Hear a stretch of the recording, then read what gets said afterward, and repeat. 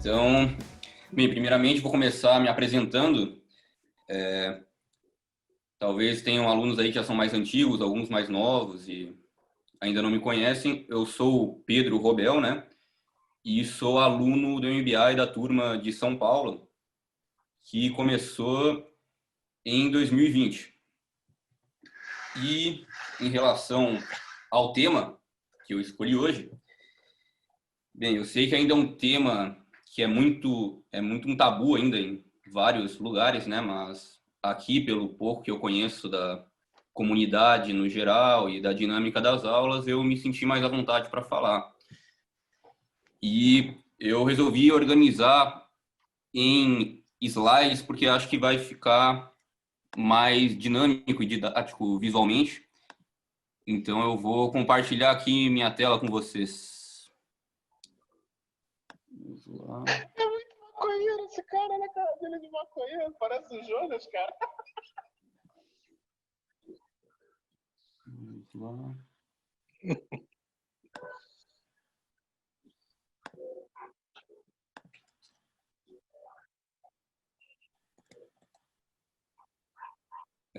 Tá aparecendo para vocês aí os slides no PowerPoint? Tá sim. Bem, então, o que eu escolhi para apresentar hoje para vocês foi um pouco mais a respeito da história dos oráculos. E assim, ontem, quando eu comecei a rever esse tema que eu queria apresentar, eu vi que na verdade eu tinha muita coisa assim para falar, né?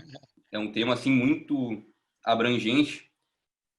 Percebi que se eu pegasse assim um pequeno tema dentro de um oráculo só, eu poderia ficar 3 horas apresentando. Então, a minha ideia hoje é fazer um apanhado geral, né? Para quem já conhece um pouco sobre isso, se motivar, procurar estudar mais, e quem ainda não conhece, se eu tiver sorte, vai se engajar pelo assunto e procurar mais a respeito, né? Então, vamos lá. Bem, vamos começar falando sobre o que é um oráculo. Então, um oráculo ele é uma resposta dada por uma divindade a uma questão pessoal através de artes divinatórias. Ou seja, são métodos de adivinhação que ao longo da humanidade foi se desenvolvendo cada vez mais, né? E vamos falar sobre como ele funciona e por que o oráculo funciona. Então, o oráculo ele está ligado diretamente com a nossa intuição. Ou seja, isso é a conexão com o nosso eu superior, sagrado anjo guardião, fagulha divina, anjo da guarda, ou como vocês preferirem, de acordo com a crença de vocês, claro. Então, considerando isso, essa questão toda, e também importante salientar que, na minha crença pessoal, não sei na de vocês, eu considero que nós, seres humanos, não somos constituídos apenas do nosso corpo físico, né? Existem vários planos e níveis de consciência que nós já viemos trazendo isso dentro de um plano maior. Então, antes de nós nascermos, é como se nós estivéssemos conectados com o infinito. E o que o oráculo tenta fazer é intermediar essa ponte do consciente com o inconsciente. Então, eu sei que tem várias formas de acessar a própria intuição, né? Mas o oráculo ele é uma ferramenta assim que eu considero bem legal para que você comece a se familiarizar mais com essa intuição e transformar ela cada vez assim em algo mais natural, a ponto de você não precisar mais do oráculo, né?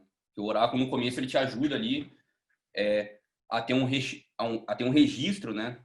Procurar ter uma compreensão daquilo que está chegando para você, que às vezes pode chegar assim num insight no dia a dia, você tomando banho, numa caminhada, ou às vezes até em sonhos, né? Então, são ferramentas que já são usadas há muito tempo. E aqui eu vou começar para vocês com o primeiro oráculo que surgiu, assim, que foi datado o primeiro oráculo que o ser humano estava usando ao longo dos anos, que é o oráculo da geomancia, que é um oráculo que ele já existe datadamente há mais de 4.000 anos antes de Cristo. E como que funcionava esse oráculo? Nós tínhamos o xamã, né? E o xamã, ele entrava num estado alterado de consciência e começava a fazer pontos na areia aleatórios. E após ele sair desse estado de consciência, ele observava esses pontos que se formavam. E a partir desses pontos ele conseguia obter respostas. E como que era embasado esses pontos, né? Então, normalmente eles eram divididos como se fossem 4 andares, sendo que cada andar representava um elemento: terra, fogo, água e ar, né? Que o fogo seria a vontade, o espírito, o ar, assim, e a mente e a água seriam mais planos mentais, onde o ar mais ligado com a razão e a água com a emoção, enquanto a terra eram as questões mais materiais, como o nosso corpo. Então, eles combinavam entre si, era como se fosse um código binário, entre o número 1 e 0, onde 1 representava o elemento ativo e 0 o passivo. Então, esses 4 elementos eles se combinavam entre si. Então, 4 vezes 4 dariam origem às 16 figuras geomânticas. Ele, apesar de ser um oráculo simples, ele é um oráculo assim bem eficiente, que inclusive dá para você criar seu próprio oráculo da geomância, assim. Hoje acho que não vai dar tempo de falar, mas se alguém depois se interessar, eu posso mostrar para vocês, mandar um vídeo, algo do tipo. Mas o princípio era esse: se você tinha ali, você fazia os 4 andares, aí se formava um par entre os pontos, é porque aquele elemento estava ativo. Se tinha só um ponto, aquele elemento estava passivo. Aí com o tempo isso foi evoluindo, e aí no berço da África, eles perceberam que funcionava do mesmo jeito esse oráculo, que ele era um oráculo da terra, né? Porque era feito na areia. Funcionava também se você fizesse ele com conchas, pedras ou ossos. E como que eles faziam isso? Eles marcavam um ponto de um lado e outro de não. O outro lado não tinha nenhum ponto, e isso fazia com que o oráculo funcionasse. Você conseguia uma resposta através da jogada, considerando o ponto marcado como ponto ativo e o que não estava marcado como não ativo. Aí lá um sacerdote de Israel também inventou um método parecido assim com esse das pedras, que era o Urim e Tumim, que era um método onde tinha uma pedra branca e uma pedra preta, onde cada cor representava um elemento passivo e outro ativo. Aí na China, paralelamente à geomância, eles começaram a desenvolver um oráculo chamado I Ching, que ele também tinha esse conceito de elemento ativo e passivo, 1 e 0, mas ele se baseava no Yin Yang. Yin Yang é outro tema assim que daria para eu ficar falando só sobre isso, porque tem muita coisa legal. Mas como que era o Yin Yang? Ele também tinha o grande Yin, o pequeno Yin, o grande Yang e o pequeno Yang, onde cada um desses representava um elemento, como eles se combinavam. E a partir desses 4 elementos se desdobravam em 4 trigramas. O que eram esses trigramas? Eram desenhos compostos de 3 andares, também alterados entre esse código binário de 1 e 0, e alternando eles formavam 8 figuras, que era a base do oráculo. Daí mais tarde eles pegaram 2 trigramas, juntaram e fizeram um hexagrama, e a partir desse hexagrama tinham 64 hexagramas que eram a base desse oráculo oriental, que era o I Ching. Aí, para vocês terem ideia como eles começaram a fazer esse oráculo, na época, eles pegavam o casco das tartarugas e ferviam ele até ele estalar. Daí, a partir das ranhuras e das rachaduras, que eles começavam a observar e oracular a partir disso. Mas essa prática passou a ser proibida pelo Império Chinês, porque isso ia acabar exterminando a população das tartarugas, né? Então eles passaram a usar o método das 3 moedas, onde se caía 3 caras era o Yin, 3 coroas era o Yang, e 2 caras de uma coroa, 2 coroas de uma cara era o Yin Yang em mutação, por isso o I Ching é o livro das mutações. Também tinha o método das varetas, que ele era parecido com os das moedas. Ele funcionava, a pessoa meditava assim, num estado alterado de consciência, ele ia mexendo nas varetas, parecido com aquele jogo lá das varetas, e quando ele saía desse estado de meditação, a partir do formato, como que as varetas estavam unindo ali, eles conseguiam oracular. Aí no Japão tinha um método também, Omikuji o nome, que era um método mais simples, porque os oráculos eles já vinham prontos. Então o que que acontecia? Tinha uma caixa ali no templo, onde já tinham os papeizinhos, então era só a pessoa pegar e tirar um dos 64 papeizinhos que conseguia uma resposta. Isso facilitava porque ela não precisava de um xamã, alguém que entendia disso, para conseguir esse acesso à intuição. Aí, com o tempo, veio os dominós chineses, que eram feitos de bambu, que era parecido com os métodos das varetas. Aí, daí também começou a surgir os dados, onde entre os povos celtas, os russos, os xamãs, também tinham esses conceitos dos 4 elementos embutidos muito forte. Então, pra vocês terem uma ideia, a primeira ideia de um dado, era assim, ó, tipo, eles fechavam a mão, daí por meio desses 4 ossos eles imaginavam um protodado, que aí disso eles começaram a lapidar e transformaram um dado, que nesse dado eles trabalhavam com os sólidos de Platão e a geometria que deu origem ao oráculo dos dados. Aí, com o tempo, eles foram também lapidando ainda mais e começaram a correlacionar essa geometria platônica com os signos astrológicos e os planetas, né? Então começou a surgir dados de 12 faces e de 8 faces. Então você jogava esses 2 dados e entre a combinação entre um planeta e um signo, você tinha uma resposta oracular. Aí a gente começou a chegar num período onde os gregos começaram a colocar as letras do alfabeto deles nos dados. Então, tanto as letras do alfabeto grego quanto as do hebraico, eles tinham assim um significado profundo, simbólico, assim, muito além da fonética, onde eles se usavam assim para entrar em estados alterados de consciência e entender as leis que regiam o universo. E isso acabou evoluindo depois para o alfabeto rúnico, e nesse tempo também eles continuaram assim desenvolvendo ainda mais os estudos em cima das letras hebraicas e das gregas, onde assim nas letras hebraicas os cabalistas judeus eles eram contra a adoração de imagens, então eles só utilizavam as próprias letras e era uma coisa muito restrita, poucas pessoas tinham acesso a isso. A pessoa tinha que ser um rabino, tinha que ter mais de 40 anos e ser casado para poder oracular com as letras, enquanto os gregos eles eram uma ideia parecida, mas eles usavam a gnoses, e como eles eram politeístas, cada letra estava atrelado assim a um deus assim, mas de um panteão gigante, né?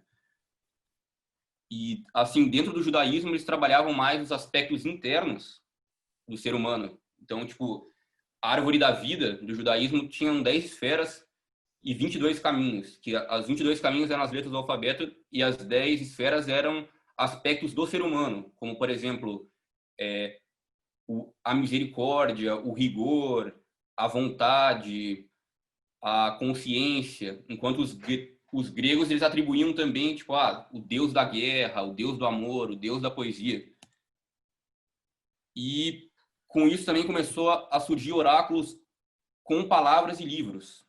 Então os gregos eles usavam muito a Odisseia e a Ilíada. Então o que a pessoa fazia? Ela ia lá, meditava, daí em cima disso, depois dessa meditação, ele abria numa página aleatória dessas obras e a primeira palavra que ele batia o olho daria uma resposta para aquilo que ele estava procurando.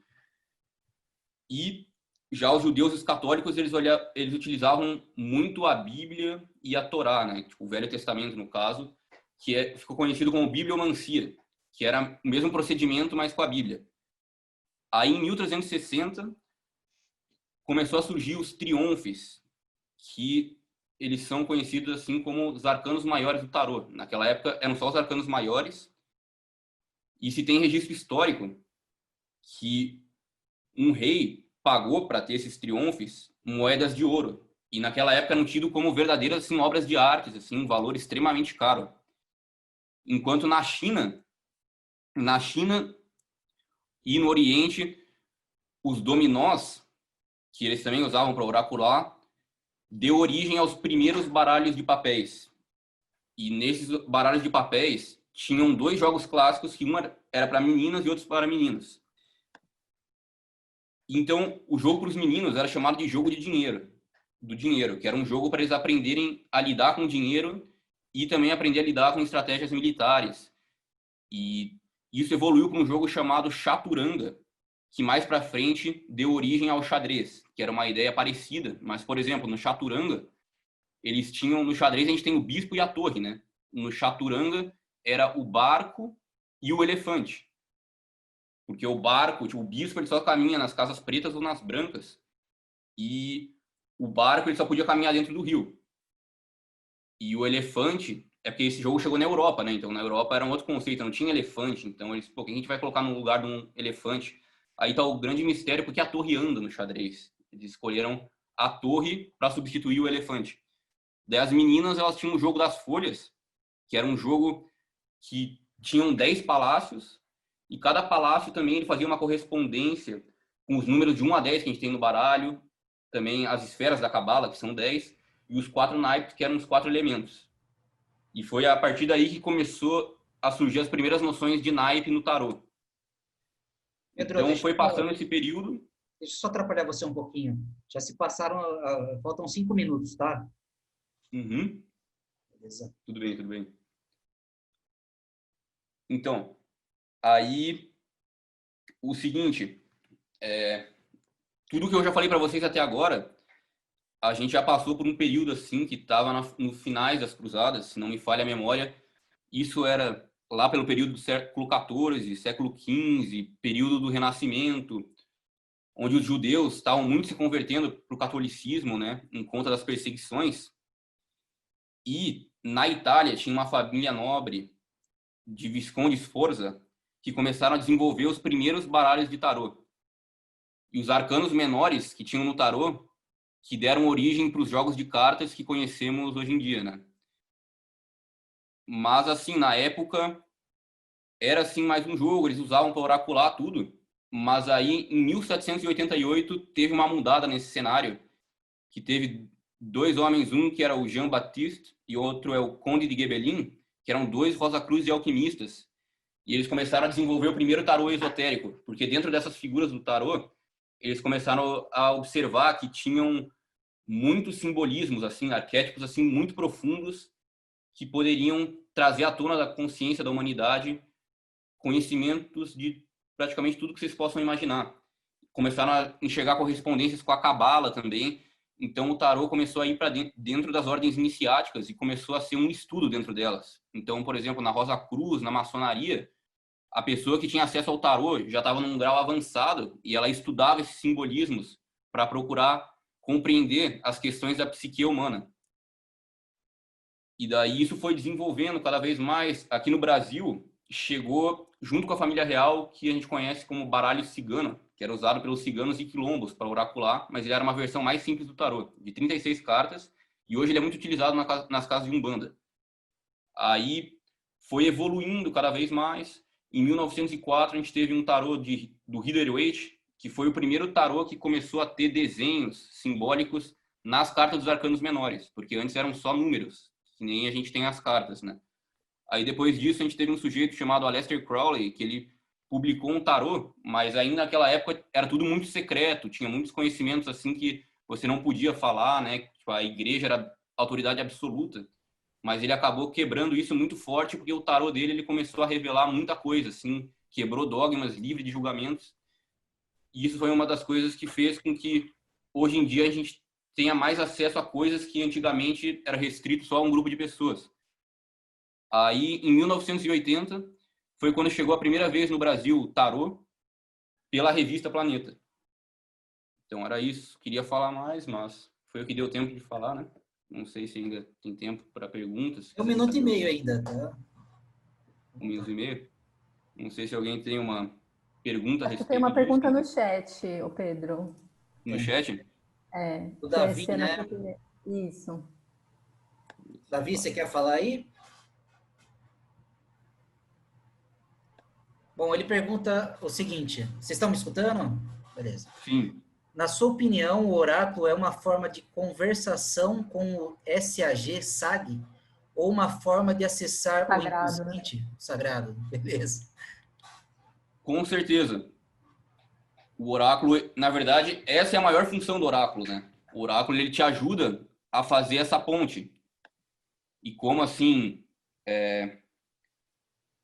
o desenvolvimento da intuição, ele é um processo, né? Pelo menos eu, assim, sou uma pessoa que ainda estou procurando desenvolver esse estado de consciência. E o oráculo, ele me ajuda muito a ter um registro. Mas tem pessoas que estão muito mais avançadas, assim, que elas chegam um momento que elas nem precisam mais do oráculo, porque elas já estão tão conectadas com a própria intuição, que às vezes elas vão ali tirar uma carta no tarô, que para mim o tarô é o oráculo mais completo que tem hoje em dia, né? Ela vai tirar uma carta e, tipo, ela já sabe qual carta vai sair. Nossa, tá muito difícil escolher lugares para ficar. Sim. Sim, exato. E também, assim, tem muita gente que quer usar isso para prever o futuro, esse tipo de coisa, mas eu acho que o melhor uso, assim, é que você consiga acessar essa tela mental, né, esse plano astral, e a partir disso canalizar a energia para conseguir direcionar aquilo para onde você quiser. Então, se você consegue ver que, tô querendo saber sobre tal situação, tá me levando para um lugar que eu não tô gostando muito. Então, eu posso começar a trabalhar para modificar isso.